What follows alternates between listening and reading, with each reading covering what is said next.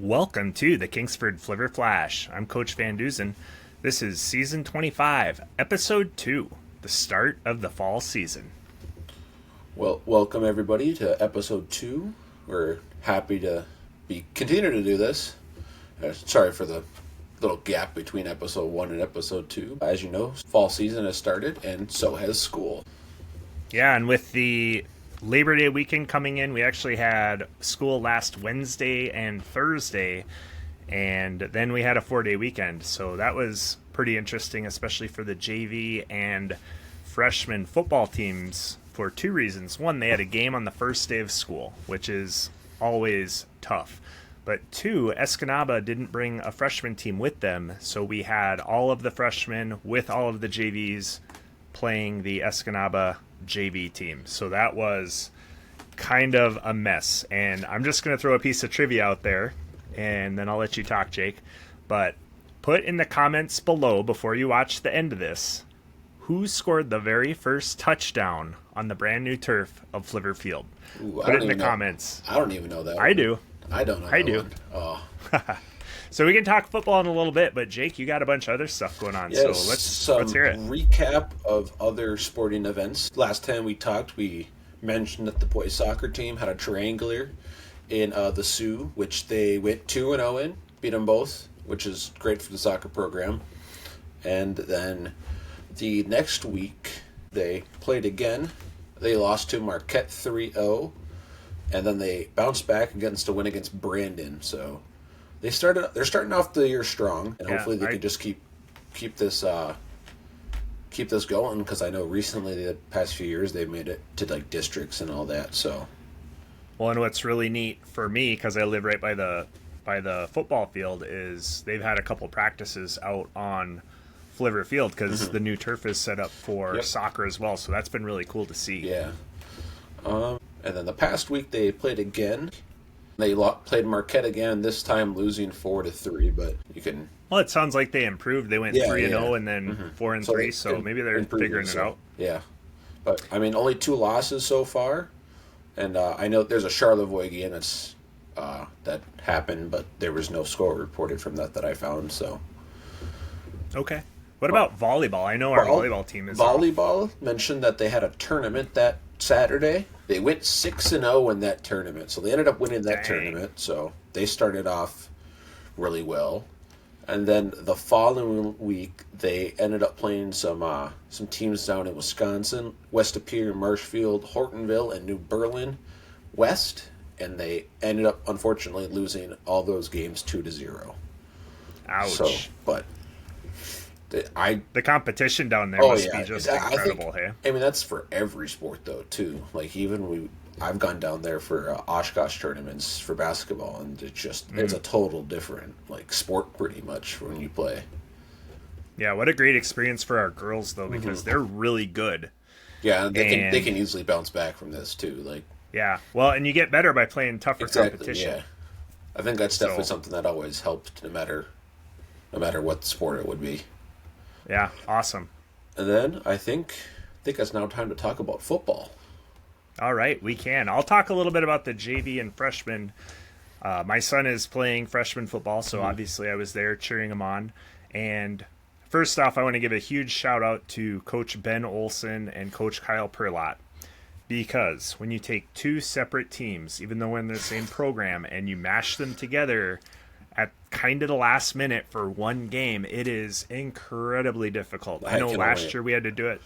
I can only imagine. We had to do it for stressful.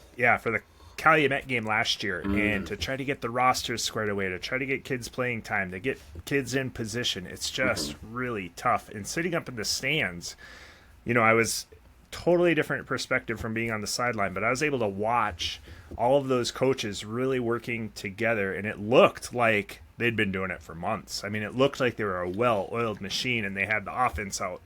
I didn't see any massive chaos. Everybody kind of knew what they were supposed to do.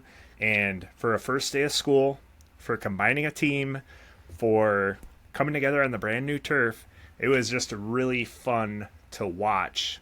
And it was even more fun because they won 20-0. I saw that, so that's obviously a good way to start off both of their seasons. So So the very first score happened way down on the Escanaba goal line. A pass was batted down either by a defensive end or a linebacker, batted down, caught by a defensive lineman who stumbled and jumbled into the end zone. He actually dove and held the ball over the end zone. And that was our very own freshman, Mr. Weston Jarski. So Weston Jarski Congrats, scored Weston. the very first, a pick six by a defensive lineman on the brand new turf. Very so that's pretty interesting awesome. way to score that, but Yes. Very Oh, cool. that'll So be- congratulations. Yeah, congrats. The freshmen are headed to Marquette on Thursday, and our JVs are headed to Houghton. Yes. So that is the freshman and JV.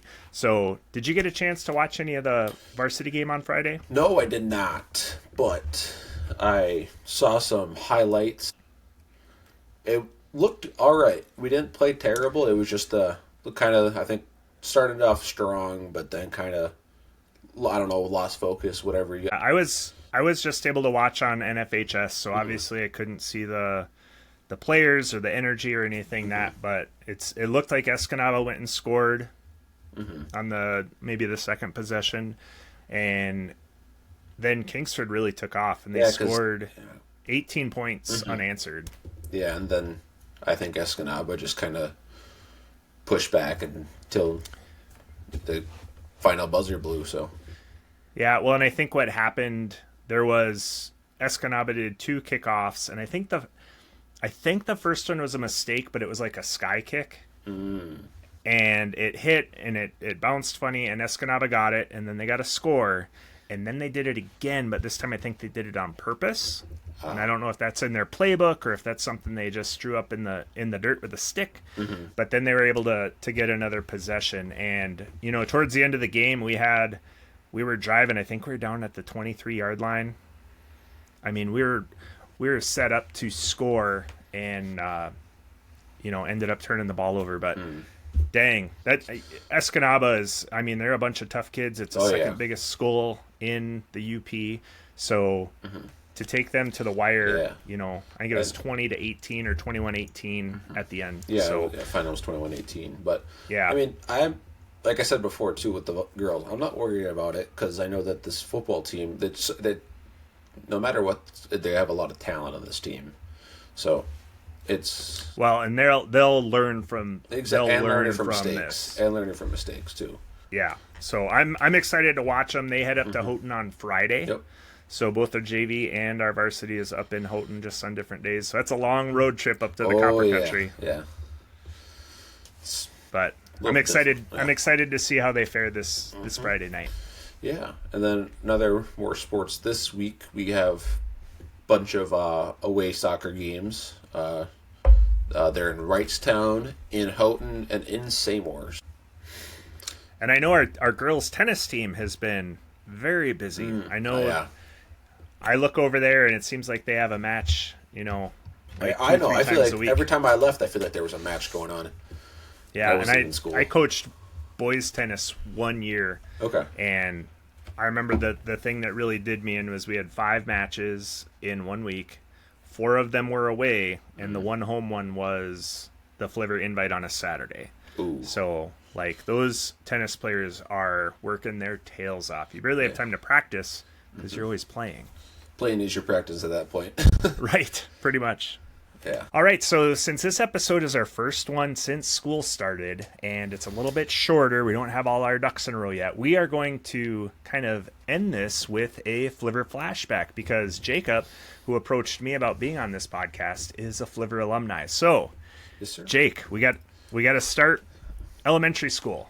Ooh. Yeah, I've been here pretty much all through pre-K to 12th grade, so I can tell you that for right now, but So Woodland Elementary? yep, all the way from Woodland. I've been at Kingsford since day one. Been a Flivver since Awesome. day one. So if you cut Jake, he bleeds maize and blue. I That's have, beautiful. Yeah.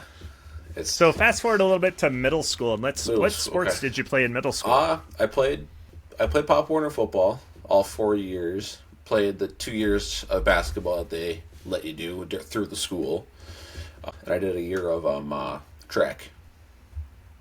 For middle school track? Yeah, because they did middle school track. I don't know if they still do that anymore or not, but they do.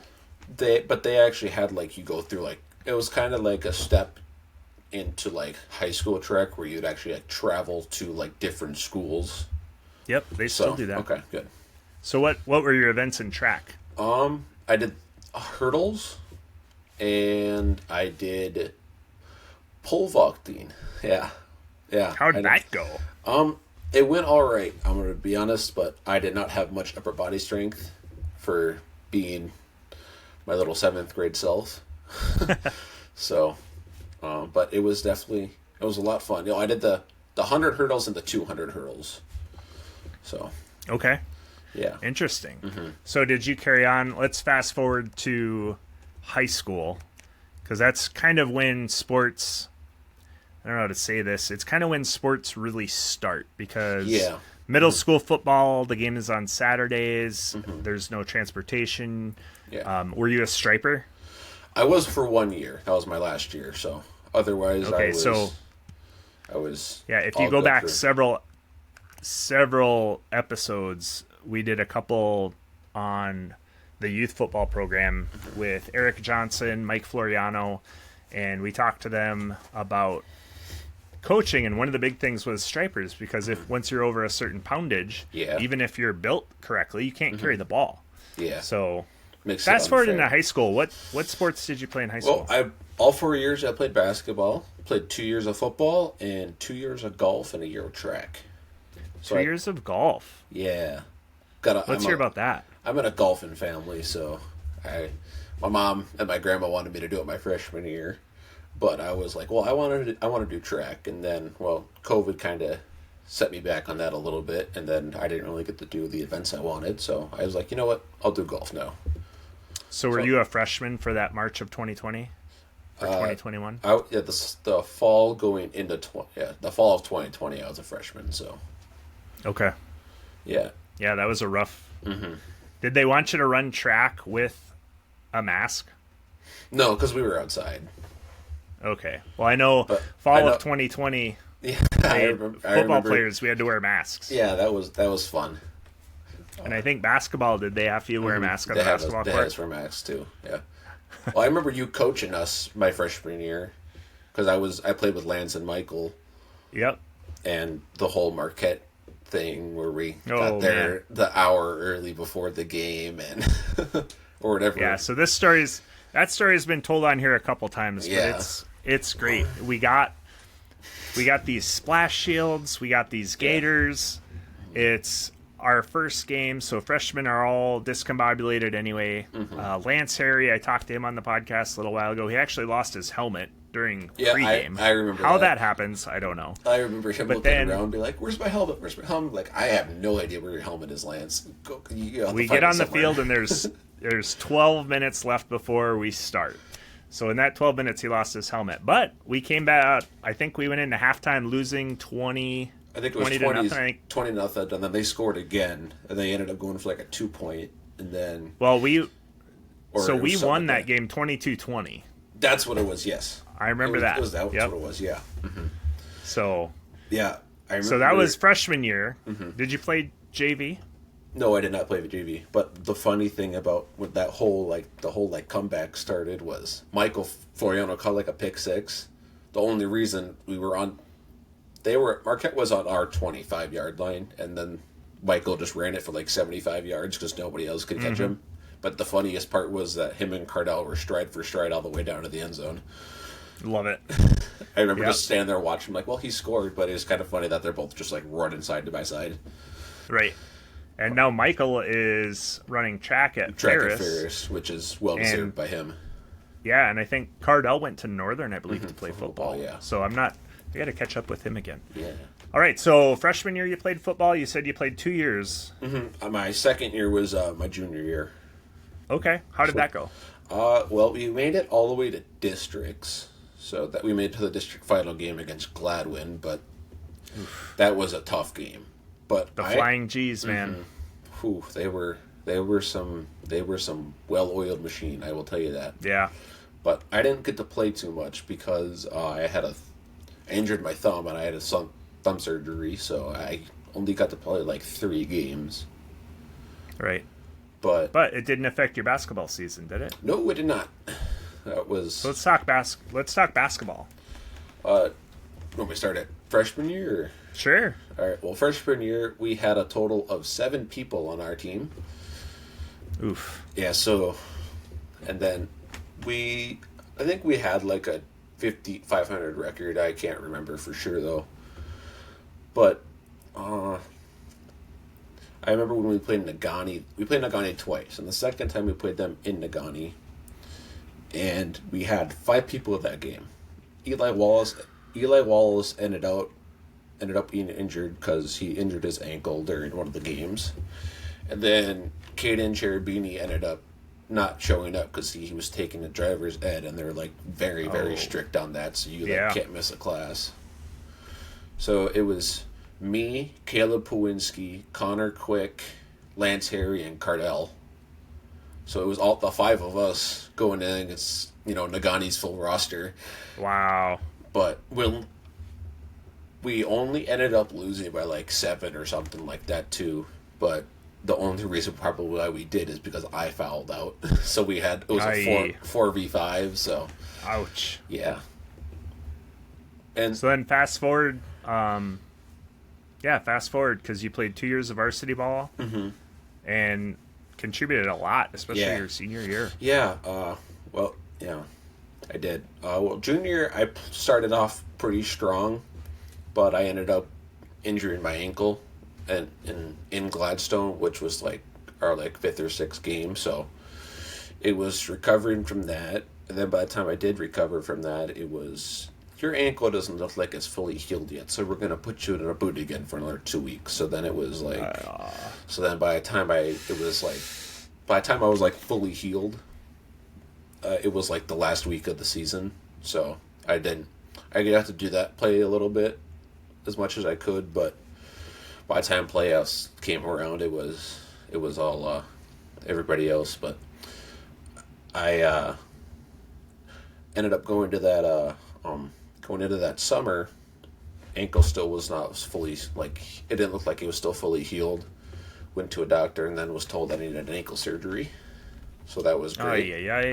Yeah, that same ankle. And then nothing was worse because I was going to play football again, but nothing hurt more to tell Navarra that I was like, hey, this is probably the toughest decision I've made in a long, long time, if not the hardest. I'm decided not to play football, and I was like, it was tough, but I knew that the basketball team needed my help more than the football team did, and my theory proved because they won a district, so for football, so that was a good year for them. And then we ended up going for my senior year, ended up going all the way to the quarterfinals. So that was a really, really good year for basketball, and it kind of put us, I wouldn't say back on the map, but kind of enlarged our pinpoint. Without a doubt, and that was Coach Okenen's last year, correct? Yes. What a way for Coach Oaks to finish out a long and storied career, and then, Coach Olson, I know, felt a lot of pressure. Yeah. With stepping into those shoes, but ended up taking them to the semifinal. So one game passed this past year. So our basketball program is kind of on fire right now. So I'm really excited. I remember when first meeting him, it was my sophomore year. He's coaching JV football, and I'm in open gym by myself. And he goes, hey, I'm going to be your JV basketball coach. And I go, okay, cool. Nice to meet you. He's not like the straight business. He likes to have fun too.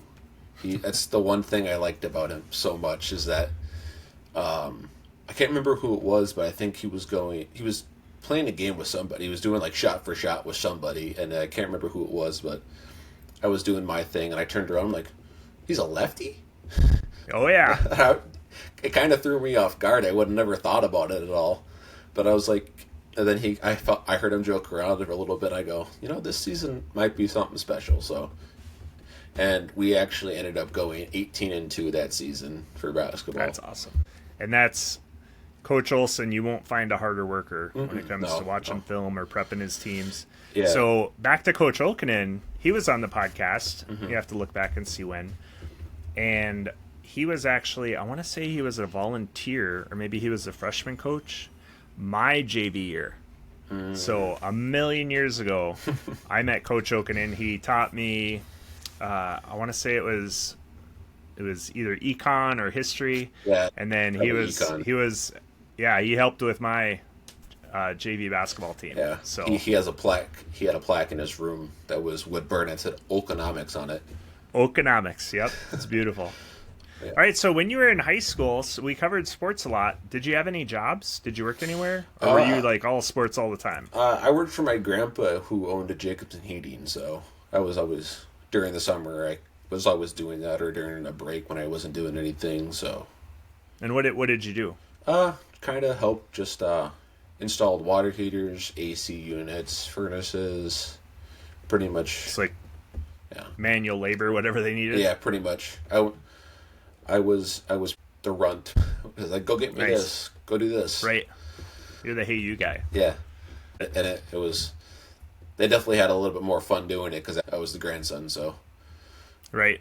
so So what about school? What were you into that wasn't athletics? Were you in any clubs? Did you have a favorite class? no, but I was always a math guy. So I was always trying to do my best with math, and it kind of always just came easy to me. So Nice. yeah, What was your least favorite?